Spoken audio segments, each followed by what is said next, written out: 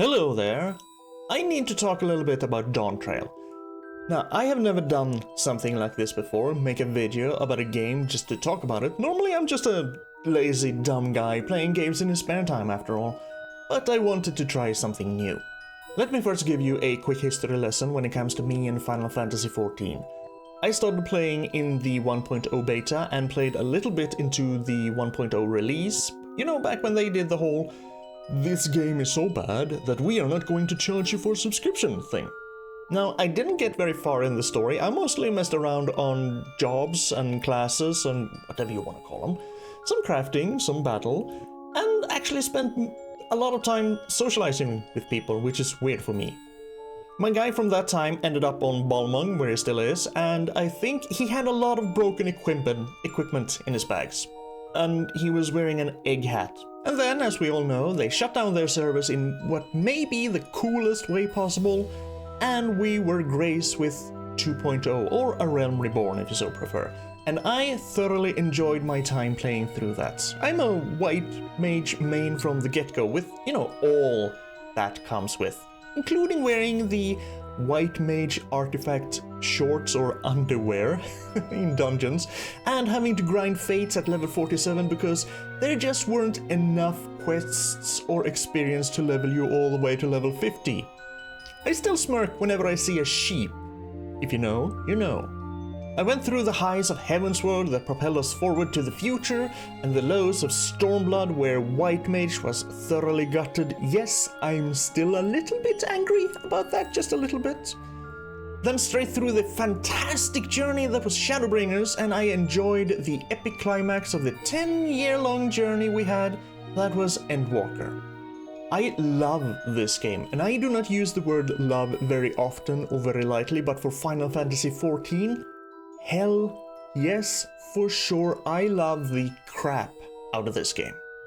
Does all of this lend any kind of weight to what I'm about to say? Well, of course not. This is 100% subjective, and I'm sure that a lot of people would and will disagree with the things I am about to say. I just wanted you to know where I come from, my history with the game, and how I feel about it before we move on. This will have spoilers, of course, and it will also mostly be main scenario quest from now on, referred to as MSQ related. And only the things that really bother me. Otherwise, this would be a very long video. So, let's get started. Let's start with something positive. I have no problems whatsoever with the setting. We're going to a new land on a relaxed little adventure and checking things out while we take more of a backseat role. Hell, we have earned this. The environments and surroundings in Toral are just beautiful and relaxing, well, most of the time. However, this is where things start going downhill.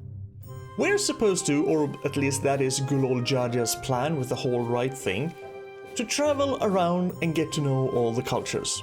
What we instead get are peoples that boil down to a few superficial points, or sometimes just outright stupidity. Let's go through our suspects one by one. Hanu, the party people. They like festivals and they like reeds. They also seem to have as bad a memory as I do. What do I mean by this? Well, when we meet them, they're all downtrodden and worried about their harvest because of the storm that passed through. So much so that they can't even bother with their precious festival. Which would make sense, but for the fact that their festival is the very thing that helps their crops grow and be healthy. They should know this, because no way would they forget it unless they only do it once every 15 years or something silly like that. But even so, this very crucial information would have been passed down if only by word of mouth. So, either they are incapable of long-term memory, which they clearly aren't, because at the very least the Hanu Elector knows about the connection with the festival and the crops, or they are playing dumb, like we see with one of the side quests. You know, the one with the guard and the armor and the feathers, and he doesn't know why they do, and whatnot. Difference being that with that side quest they actually come clean at the end, which they don't in the MSQ. So what's the conclusion of all this? That the Hanu are so forgetful that they would die from starvation. You know, except for a few Hanu who wouldn't mind prolonging the anxiety, the angst, and the suffering of their fellow tribe members, all for the sake of completing the rite of succession. Pelu, the traders, they are all for making sure that everyone gets a fair deal in a trade, and they like booze, and coffee, and alpacas, and that's it. Moblins, the indentured servants. Yes, really. They form contracts with their potsworn, which would be the craftsmen and artisans that live in their village, and do anything and everything to keep those potsworn happy. They live for it. So they're willing indentured servants. There's basically no tie-in with the MSQ, and if you do the what you makey delivery quests, you find out that basically no one knows about the whole potsworn moblin thing, and so the moblins are basically just filler and padding. Yokhui, the former conquerors and builders. I like these guys. They have a bit of a connection with the Golden City, which is also why they went out conquering. It does get a little bit muddy here with the wherefores and the whys, but out of all the cultures we visit, I feel that these guys are among the most solid. Mamul, the traditionalists. Now, their story is actually pretty dark, which makes it nice and impactful, and it can also serve as a little bit of a warning to not get stuck in the past and keep doing things out of habit and tradition just because. Bonus points. Of course, it falls apart quickly thereafter once you realize that they were just having a case of severe stupidity. The Mamul hate where they live because only bananas can grow there, so they need new land so that they can grow other stuff, which they can only get through war, and so they keep making two-heads. Now remember that for every successful two-head, 100 or so babies die because the chance of making a two-head is very small. And they keep doing this because the two heads are going to be the key to victory, or something like that. Honestly, my attention to the story was really slipping at this point. Now this whole point is utterly stupid because then we come along and we solve their problems in basically one afternoon. How, you ask? We let them know that, hey, we know of other things that can grow there. Sure, there's a little bit more to it. We check with Charlie and stuff. But we do find something else that can grow in their lands. My question is, why didn't they seek outside help before? Hell, the very bananas that they hate is a key ingredient in the Shibruk Pibil, which their closest neighbors seem to make all the time. Start trading. You can trade for other vegetables, or you can trade for meat, or whatever you need to eat. Or even better, reintroduce the Pele here to act as trading middlemen, because remember, they like to make sure that all participants in a trade get a fair deal. That way you can give the Pelu and the Mamul a little bit more of a fleshing out at the same time. Shabral, the chefs. They had a war with the Mamul. Those two things are basically all we get to know through the MSQ. Shalunians, cowboys and cat hippies. Okay, cat hippies may go a bit far, but the Mikote living here do so in tune with nature. Now the cowboys, they like to settle things with jewels. Do a bad, do a jewel. If you win, you're in the right. Hopefully that only applies to things that weren't witnessed, because otherwise this is a really stupid way to settle things. Also, they do it with rubber bullets. Why the sudden child-friendliness? This Disneyfication? Was the whole lots of dead babies for two heads thing too much? You know that there's a 0% chance that someone, either by accident or intentionally, happened to forget to change their bullets for a jewel and so killed people.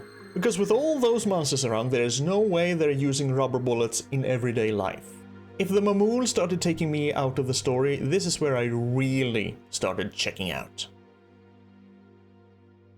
Honestly, I don't have problems with a lot of the characters. Let's take good old Jaja. I like him. He's kind of a jovial and impulsive leader, what with the whole dueling both me and Estinian. He's also one for planning ahead, or at least he was, while his head of reason was still alive. There's the other two-head, Bukul Jaja. He starts out as a typical bully, but then has a change of heart about halfway through the entire story and towards the end of the rite, and he comes over to our side. I like him too, even if he is a walking trope and his change happens a little bit too fast. Corna starts out being 100% focused on reason and technology, but he slowly chills out and takes into consideration the needs of the people of Tural. He's another character I like. There's some good character growth there. The Scions, however, yes, I'm doing them as a group, I'm disappointed. They seem to have left their personalities at home back in Eorzea, enjoying the Warrior of Lighting being nothing more than a bobblehead always nodding to and praising Wuk-Lamat. Which of course brings us to Wuk-Lamat herself. The person who always has the right solutions and can never fail. She starts out as a foodie, preaching peace and understanding, and she ends the exact same way. There is no character growth here. Hell's Graha has more character growth in one 2-minute gondola scene than all the Scions and Wuk-Lamat combined. Actually, scratch that whole failing thing. She does fail once, when she gets caught by normal bandits back in the Moblin area. But just 2 areas later she can suddenly defeat Bakul Jaja and all his henchmen on her own, whereas before she couldn't even scratch him, when she has done absolutely nothing to earn this little power-up of hers. And sure, you can put that down to Dynamis. But Dynamis reacts to strong emotions, and I would say that Bakul Jaja, with the whole history of the 2 heads, the sacrifice of babies, and everything that came from that, and him probably carrying the weight of the entire race on his shoulders, have even stronger emotions. They should have made Lamat falter and fall and learn from her setbacks. Hells, they should have let us mentor her. I have seen some people say that we mentor her, but do we? Not really. All we really do is nod and cheer for her. Hells, I did more mentoring in the melee DPS role quest. They should have let us pass on our vast experience earned from adventuring and dealing with all sorts of savory and unsavory types to Wuk-Lamat. Imagine if, by our dialogue choices, we could have influenced her behavior a little. Sure, that would mean more work, more voice lines and slightly different cutscenes, but what a refreshing change that would have been. Hells, tie New Game Plus into it. If you don't like how your Wuk-Lamat turned out, you can do New Game Plus, play it out another way, and have her act another way. Overall, the story was slow, not very interesting, and quite horribly paced, to be honest. Maybe it has always been badly paced, but the rating could hide it before? What really stood out is that the quests were basically move, talk, maybe a cutscene, move, talk, maybe another cutscene, and often you move all the way to the other side of the map. And sometimes you even get a flashback from something that just occurred or something that people just talked about. In essence, there was just too much talk and way too little action. So yes, I get the people saying it's just like a Realm Reborn, they need time to build up things. We're right. If you took all the talk and cutscenes and fetch quests of the old ARR, not the pruned one, and removed all the combat. I am of course exaggerating, but the story was just so slow. This takes a turn for the worse in Heritage Found, first with the whole walk a little bit, then talk, and then walk a little bit, and then talk, and then maybe get to the town. And also with Gulolja. You know, the offspring of Soralja, but who is probably a clone because there are no other Mamul in Heritage Found or Alexandria. Things are finally ramping up a bit in the story, and then we go find a kid, because Wuk-Lamat tells us to. And then we make food. And talk. And yes, sure, the whole talk with Otis was actually of some relevance, but generally, this was a mood killer. And it was also one of the few quests where I only skimmed through the text because I was so out of patience at this point. There's also a bit with the kid with the lightning sickness, or whatever they call it, which is basically an etherical imbalance. You know, can't we cure that by now? Alisaie? Porxies? Anyone? And then we finally get to the last area, Living Memory, and... They did Kryl dirty here, just like Erenville got the shaft in Shaluni. Kryl should have had way more screen time here and some more exploration of her heritage and her parents and the relationship with them, but no. And then there's the whole Endless thing. The problem with the Endless is that the game seems to tell you both that they aren't alive and so you shouldn't feel guilty over killing them. But yes, moral relativism and all that. Case in point, I do not consider you to be truly alive, ergo I will not be guilty of murder if I kill you. but also forces you to spend time with them in order to paint them as being alive. Both of these cannot be true, but the writers do not commit to either side.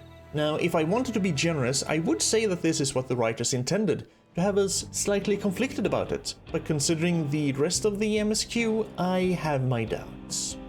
If you watched my journey through Dawntrail, which I did live here on YouTube, you know my stance on them.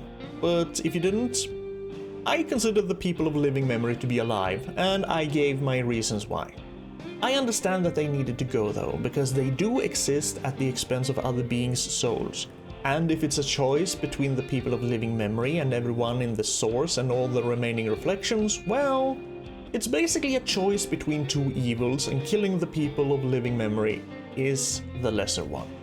Could we have just killed off Sphene and then maybe try an alternate solution to keep them alive?